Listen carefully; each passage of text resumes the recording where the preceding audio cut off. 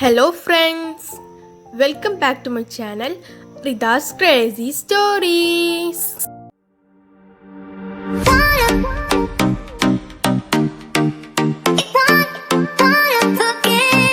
ഇന്നത്തെ എൻ്റെ വീഡിയോ എൻ്റെ വീട്ടിലുള്ള കുറച്ച് മെഡിസിനൽ പ്ലാന്റ്സിനെ കുറിച്ചാണ്. ഒരു 2-3 എണ്ണം. അതിൽ എനിക്കറിയാവുന്ന കുറച്ച് ഇൻഫോർമേഷനാണ് ഞാൻ ഈ വീഡിയോയിൽ ഉൾപ്പെടുത്തിയിട്ടുള്ളത്. വീഡിയോ ഇഷ്ടപ്പെട്ടാൽ like, share and do subscribe. തുടക്കം നമുക്ക് മഞ്ഞളിൽ നിന്ന് തന്നെ ആവാം. ഇപ്പോൾ ഒട്ടുമിക്ക വീടുകളിലും മഞ്ഞളുണ്ടാവും. എൻ്റെ വീട്ടിലും മഞ്ഞളുണ്ട്. നമ്മുടെ കുക്കിംഗ് പർപ്പസിനൊക്കെ മഞ്ഞൾ വളരെയധികം യൂസ്ഫുൾ ആണ്. മിക്ക കറികളിലും നമ്മൾ മഞ്ഞൾ പൊടി ആഡ് ചെയ്യാറുണ്ട്. ഇങ്ങനെയുള്ള മഞ്ഞൾ ഒരു നിസ്സാരക്കാരനല്ല.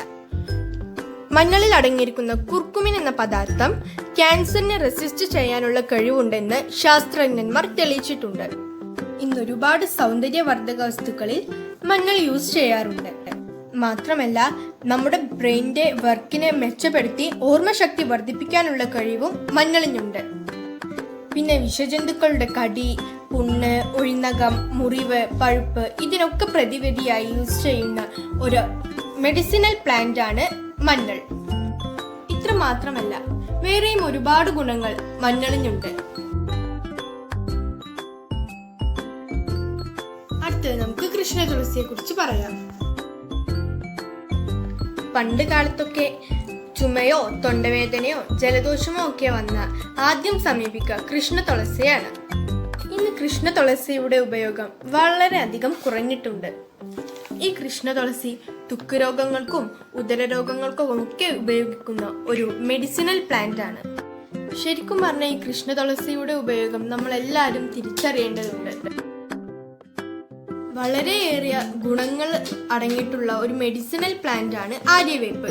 ചിക്കൻ ബോക്സ് ഒക്കെ വന്ന ആര്യവേപ്പിന്റെ ഗുണം നമുക്ക് ശരിക്കും അറിയാം. ചിക്കൻ ബോക്സ് വന്ന പേഷ്യൻസിനെ ഈ ആര്യവേപ്പിന്റെ ഇല ഉപയോഗിച്ച് തടവാറുണ്ട്. തൊലിപ്പുറത്തുണ്ടാകുന്ന അലർജി രോഗങ്ങളുടെ ചൊറിച്ചിൽ ശമിക്കാൻ ആര്യവേപ്പ് യൂസ് ചെയ്യുന്നു. പണ്ടൊക്കെ ആൾക്കാരുകൾ ഇതിന്റെ തണ്ട് ഉപയോഗിച്ചാണ് പല്ല് തേച്ചിരുന്നത്. ശരിക്കും പറഞ്ഞ ആര്യവേപ്പിന്റെ മരം നല്ല ഹൈറ്റിലാണ് നിൽക്കുന്നത്. അതുകൊണ്ട് വീഡിയോ ഒന്നും അത്രക്ക് ക്ലിയർ ആയിട്ട് കിട്ടിയിട്ടില്ല. ഞങ്ങളുടെ വീട്ടിലത്തെ അടിയത്തെ ഇലകളൊക്കെ ഉണങ്ങി പോയിട്ടുണ്ട്. പിന്നെ സ്കിൻ ഡിസീസസ്, സന്ധിവാതം, വ്രണം ഇതിനൊക്കെ ആര്യവേപ്പ് ഉപയോഗിച്ചു വരുന്നു.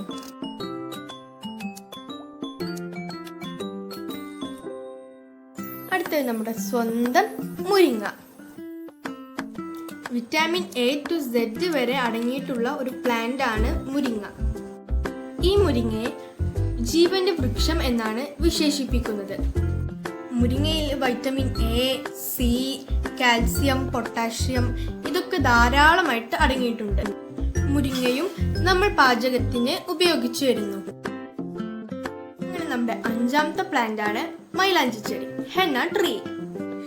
ഇത് കാണുമ്പോൾ നിങ്ങൾ വിചാരിക്കുന്നുണ്ടാവും മൈലാഞ്ചി ചെടി ഇങ്ങനെ ഒരു ഔഷധ സസ്യമാവുമെന്ന്.